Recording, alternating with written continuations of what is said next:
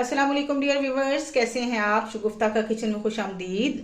बहुत सारी दुआओं के साथ शगुफ्ता हाजिर है आपके लिए लेकर एक नई रेसिपी। तो ये रेसिपी है गुड़ वाले चावल।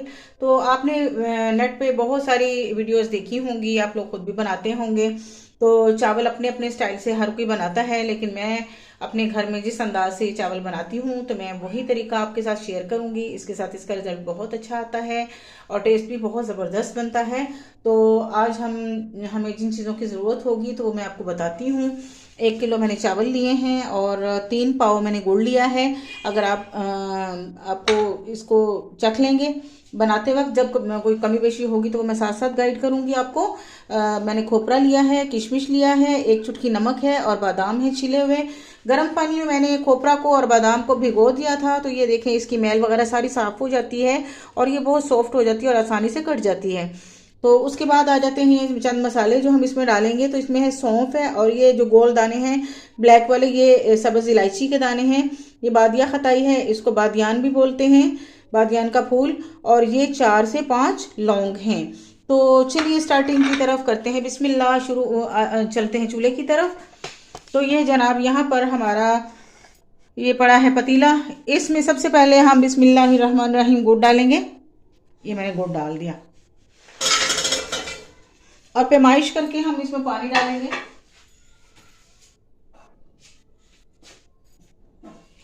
जैसा कि मैंने स्टील के ग्लास से चावल नापे हैं, तो ये मेरे 1 किलो में 3 ग्लास होते हैं, तो मैं 6 ग्लास इसमें पानी डालूंगी। बहुत ही आसान तरीका है, आसान रेसिपी है, जल्दी बन जाने वाली है। बहुत इजी तरीके से मैं आपको बनाना सिखाऊंगी कि आप बहुत आसानी से इसको बना लेंगे। 1,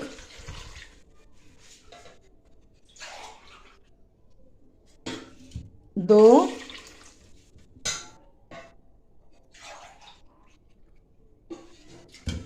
3,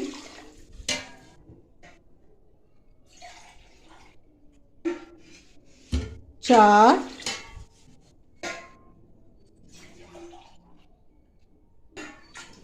5,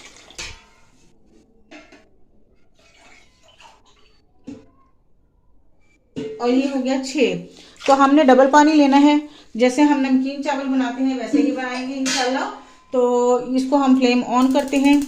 इसको कोई शीरा नहीं बनाना, कोई चाशनी नहीं बनानी, बस गुड़ को मिक्स करना है और थोड़ी देर के लिए छोड़ देना है। मैं इसमें थोड़ा सा पानी और डालूंगी। ये देखिए, इसमें मैंने नारियल भिगोए हुए थे, तो ये नारियल वाला पानी है, ये भी मैं इसी में ऐड कर दूंगी। इतना, ये कम से कम आधा ग्लास होगा। तो ये इसको पकने देते हैं, बस गुड़ जो है अच्छी तरह इसमें हल हो जाए। तो फिर हम इसको थोड़ी देर स्टे देंगे और इसको छान लेंगे, ताकि इसके अंदर, आपको पता है गुड़ जो है वो गांव में बनता है, इसमें मिट्टी के जर्रे भी होते हैं और गुड़ के गन्ने के अपने छिलके भी होते हैं। तो इसको छान लिया जाए तो ज़्यादा बेहतर होता है। ये सारा कुछ मैं आपके सामने इसलिए कर रही हूँ कि आपको समझ आए कि किस तरीके से इसको करना है, वरना पानी वगैरह में पहले भी डाल के रख सकती थी। तो चावल जो है वो मैंने अच्छी तरह से साफ़ करके भिगो दिए हैं पानी में।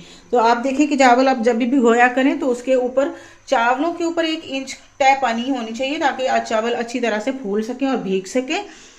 तो चलिए जी, इसके मेल्ट होने तक इंतज़ार करते हैं, बाकी का प्रोसेस फिर आगे शुरू करते हैं। जी तो व्यूअर्स देखें, ये ये उबलने लग गया है और उबाल के साथ साथ इसके ऊपर ये झाग सी आ गई है। तो इस झाग को भी हम यूं करके हटा देंगे, ऐसे उतार लेंगे। ये गंदी मैल सी होती है। वैसे तो हमने भुनना ही है, इसको छानना है, छान के इस्तेमाल करना है, लेकिन अगर ये झाग पहले उतार लें तो ज़्यादा बेहतर है।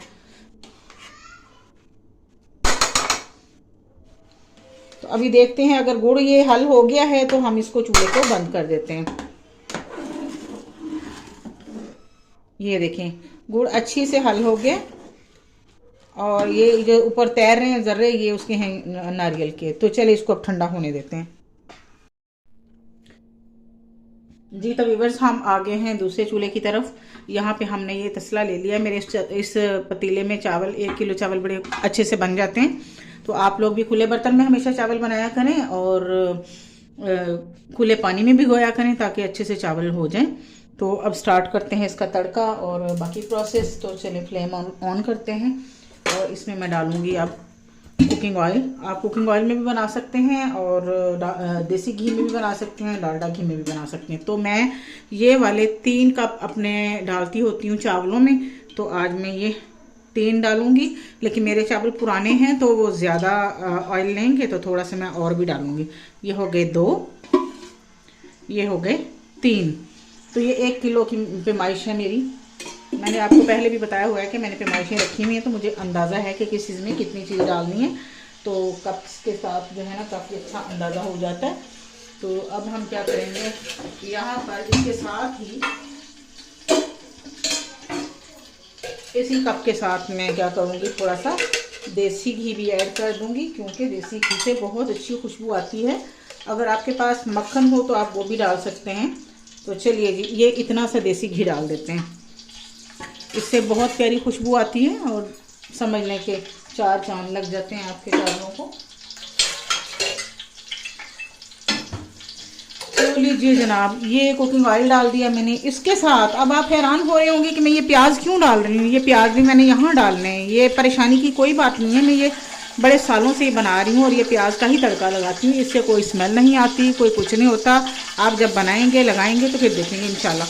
तो ये मैंने प्याज डाल दिया, बारीक बारीक जैसे अंडे के लिए काटते हैं वैसे डालना है, थोड़ा सा 1 काश या 2 काश। इसके साथ ही यहाँ ये मसाले सौंफ, बाटिया खटाई और ये लौंग, ये मैं साथ, और इलायची ये भी साथ ही डाल दूँगी यहाँ पे।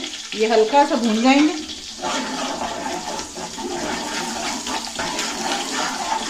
भुनाई की वजह से इसकी खुशबू बहुत हो जाती है, बहुत अच्छी हो जाती है। तो जनाब, ये जो प्याज है इसको हमने जैसे नमकीन चावलों में ब्राउन करते हैं इसी तरह ब्राउन करना है। इसको भी थोड़ा सा ही डालना है, बहुत ज़्यादा नहीं डालना। आप समझ लें, आप प्याज जब काटते हैं तो उसका छोटा सा एक पीस लेके उसको बारीक बारीक काटना है। चलें जी, ये इसकी भुनाई हो गई। अब हम पहले थोड़ा सा पानी डालेंगे, आंच हल्की कर लेंगे यहाँ पे, वरना ये जल जाएंगे। अब यहाँ से मैंने जो वो शीरे वाला पानी है वो लेके मैंने थोड़ा सा डालना है। जैसा आंच कम कर ली है ना तो बचत हो गई है। अगर आंच ज़्यादा होती तो ये इसको आग लग जाती है करके, ये फ्लेम उठता है। तो चलिए जी, ये ऊपर से मैं अब जल्दी से इसके जो इसके अंदर नारियल के टुकड़े हैं वो भी डाल देती हूँ यहीं पे।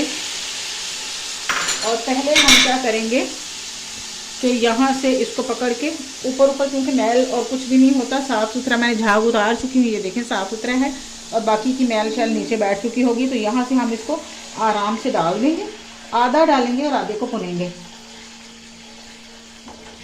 अच्छा जी, आपको गुड़ बहुत काला लग रहा होगा, तो असल बात यह है कि हम लोग तो पूरा लेते हैं तोड़ा और खाते हैं पूरा साल गुड़। तो फिर इन दिनों में बरसात के बाद गुड़ की रंगत जो है तब्दील हो जाती है। और वैसे भी ये गांव का बना हुआ खालिश गुड़ है, तो इसमें रंग काट कम डाला हुआ है, इस वजह से ये इसकी रंगत काली है। जो बाजार के गुड़ होते हैं वाइट होते हैं ना, उनमें रंग काट उन्होंने ज़्यादा डाला होता है। रंग काट के उसको काले रंग को उन्होंने सफ़ेद किया होता है। लोग खाते तो बहुत शौक से हैं, उससे गला भी पक जाता है और मुँह भी पक जाता है। तो चलिए जी, अब बाकी का हम भून लेंगे और आराम से भूनेंगे ताकि नीचे की मैल जो है वो नीचे बैठी रहे। ये बहुत ही आसान तरीका है चावल बनाने का। इसमें चावलों के ऊंच नीच होने लगे तो फ्लेम के साथ हम कंट्रोल कर लेते होते हैं, वैसे होती नहीं है। इस तरीके से चावल बहुत अच्छे से गलते हैं। ये देखें, आप देख सकते हैं पतीले के अंदर वो देखें मट्टी है गुड़ की। तो ये इतना सा पानी और ये सारा कुछ मैं छोड़ दूंगी, सारा नहीं डालूंगी। ये देखें छन्नी में भी ये सारा कुछ आ रहा है इसका, तो ये नहीं गुजर रहा। अब यहाँ पर मैं इसके साथ ही बादाम भी डाल दूंगी। बादाम के साथ ही खोपरा भी डाल दूंगी। खोपरा में सारा डालूंगी, दम में नहीं डालूंगी। यहाँ इसमें पानी में उबलने के बाद हर चीज़ ना नरम हो जाती है और खाने के लिए बहुत अच्छी लगती है। तो चलिए जी, अब इसको हम भाप लेते हैं ऊपर से। इसको ढाँप के ना तो उबलने देते हैं ज़रा। तो जी जनाब, देखिए पानी क्योंकि गर्म था तो डालते ही फौरन उबलना शुरू हो गया है। इस उबलते हुए पानी में अब हम चावल डालेंगे बहुत एहतियात के साथ। बिस्मिल्लाहिर्रहमानिर्रहीम। चावल जो होते हैं इनको जब हम भिगोते हैं तो इनका कलर होता है थोड़ा सा माया की तरह, धुंधला सा। और जब ये अच्छी तरह भीग जाते हैं तो इनके भीगने की निशानी होती है कि ये फिर पूरे वाइट हो जाते हैं। तो अपने अपने चावलों का भी हिसाब होता है, आंच का भी, बर्तन का भी। तो ये सारी चीज़ें बहुत काउंट करती हैं। दूसरा, आप शुरू से एंड तक वीडियो को अच्छी तरह देखा करें, समझा करें, और सारा कुछ देखने के बाद फिर आप रेसिपी को ट्राई किया करें। शुरू से आखिर तक ये रेसिपी देखने का फ़ायदा ये होता है कि कोई पॉइंट मिस नहीं होता, तो आप अच्छी तरह से समझ सकते हैं इन चीज़ों को। अब यहाँ पर मैं, वैसे तो मुझे पानी के साथ ही नमक भी डालना चाहिए था, लेकिन मैं अब यहाँ पे डालूंगी। ये 1 चुटकी सिर्फ नमक है। ये चीनी गुड़ के तीखेपन को कम करेगा और इससे बहुत अच्छा टेस्ट हो जाता है। तो ये देखें जी, अब जैसे हम नमकीन चावल पकाते हैं वैसे ही इनको पकने देना है। तो अब ये उबलता है, तो देखते हैं, फिर उबलना शुरू हो गया। इसके ऊपर ढक्कन रख के नहीं पकाना है, इसको खुला रख के ही पकाना है, और साथ ही साथ इसकी कंडीशन को देखते रहना है वक्तन फवक्तन। इसको सर पे खड़े होके पकाते हैं, इसको छोड़ के इधर उधर नहीं जाते। हाँ जी, तो देखें ये हमारे चावल अच्छे से उबल रहे हैं। यहाँ पर हमने फ्लेम को कुछ थोड़ा कम कर देना। फ्लेम फुल रहेगा तो पानी फौरन खुश्क हो जाएगा और आपके चावल खड़े रह जाएंगे। तो यहाँ पर मैंने फ्लेम को कुछ कम कर दिया, मीडियम सा कर दिया। आप चाहें तो यहाँ 5 से 7 मिनट ढक के भी इसको पका सकते हैं। तो चलिए ढक के रख लेते हैं, थोड़ी देर ढक्कन दे देते हैं। तो चलिए देखते हैं चावलों की क्या सूरत हाल है। चावलों को इस तरह से जब आपने हिलाना है तो आपने साथ ही साथ इनकी पोजीशन भी देखनी है। ये देखें, चावल बिल्कुल ऐसे लग रहा है जैसे पक गए और ढीले हो जाएंगे। यहाँ पर अक्सर लोग परेशान हो जाते हैं, तो परेशान होने की कोई ज़रूरत नहीं है। ये बिल्कुल भी ढीले नहीं होंगे, बड़े अच्छे से बनेंगे, क्योंकि मीठा जो होता है ना वो चावलों को गलने नहीं देता। तो यहाँ पर अब मुझे फील हो रहा है कि जैसे पानी ज़्यादा लग रहा है, तो मैं इसको थोड़ी देर के लिए ढक्कन हटा के इसको पका लूँगी। तो जब इसका पानी खुश्क होगा तो हम दम लगा लेंगे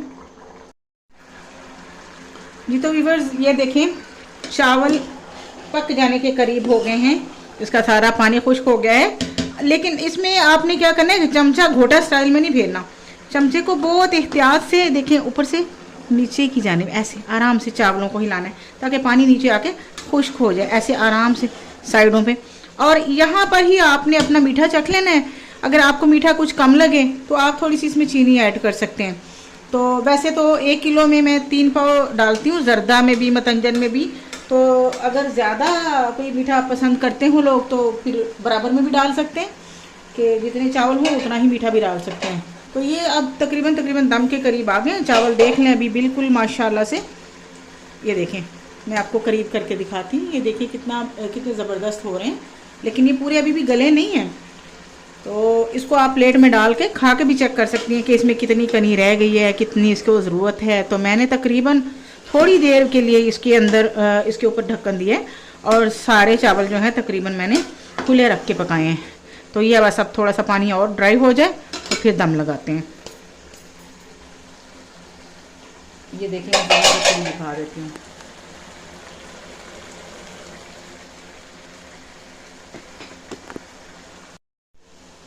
जी तो व्यूअर्स, मेरे चावल आ चुके हैं दम की पोजीशन पे। अब यहाँ पर हम इसमें किशमिश ऐड करेंगे।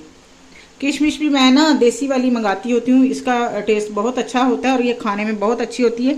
जो बड़ी होती है सुंदरखानी वाले मेवे वो अच्छे नहीं होते, उसमें बीज भी होते हैं, फिर बच्चे डिस्टर्ब होते हैं। बच्चे क्या, बड़े भी दांत के नीचे आता है तो वो अच्छा नहीं लगता। तो लीजिए, अब इसके नीचे तवा रख के इसको दम लगाते हैं। अब ये कितना टाइम लेगा दम का वो भी मैं आपको बाद में बताऊँगी। लीजिए जनाब, मैंने तवा रखा है। अभी फुल फ्लेम पे तवा 5 मिनट रखूंगी, और जैसे ही तवा हीटअप हो जाएगा तो मैं इसकी हीट बिल्कुल कम कर दूंगी, दम वाली। तो लीजिए जनाब, दम लगाते हैं। दम का टाइम ये कितना लेंगे, 5 मिनट लेते हैं, 10 मिनट लेते हैं, तो ये इस पर डिपेंड करता है। अभी देखते हैं फिर जितना टाइम होगा। मेरे हिसाब से तो 10 मिनट होना चाहिए इसका दम, तो बाकी खोल के देखेंगे फिर इंशाल्लाह। जी तो दोस्तों देख लें, चावल दम खुल चुका है। एक एक दाना साफ सुथरा, बिल्कुल ज़रा नहीं जुड़ा हुआ, खिला खिला सा, बहुत प्यारा शानदार। और पूरे 15 मिनट का दम लगा है, पूरे 15 मिनट लगे इसको दम में। तो ज़रूरी ये नहीं होता कि आप एक ही दफ़ा रेसिपी देखें और ट्राई करें तो आपके भी चावल बिल्कुल परफेक्ट बन जाएं। 1-2 दफ़ा बनाने पड़ते हैं, कमी बेशी देखनी पड़ती है, तो फिर जाके प्रैक्टिस होती है। तो प्रैक्टिस के साथ ही इंसान सीखता है। तो चलिए इसको डिश आउट करते हैं, फिर देखते हैं। और मेरी रेसिपी अगर आपको पसंद आए तो लाइक और शेयर ज़रूर कीजिएगा, और अगर मेरे चैनल पर नए हैं तो सब्सक्राइब ज़रूर कीजिएगा, दुआओं में याद रखिएगा। तो अभी मैं फिर निकालती हूँ डिश में चावल, तो देखते हैं फिर। लीजिए फ्रेंड्स, चावल फाइनल हो चुके हैं। आप गौर से देख सकते हैं, दाना दाना अलग बना है, खिला खिला बना है और माशाल्लाह से बहुत ही ज़बरदस्त इसकी लुक भी है और ये खाने में भी ऐसे ही टेस्टी होंगे। तो इंशाल्लाह आप मेरी इस रेसिपी को ज़रूर ट्राई कीजिएगा और मुझे बताइएगा कि आपको ये कैसी लगी। तो इजाज़त दीजिए, दुआओं में याद रखिए। अल्लाह हाफिज़।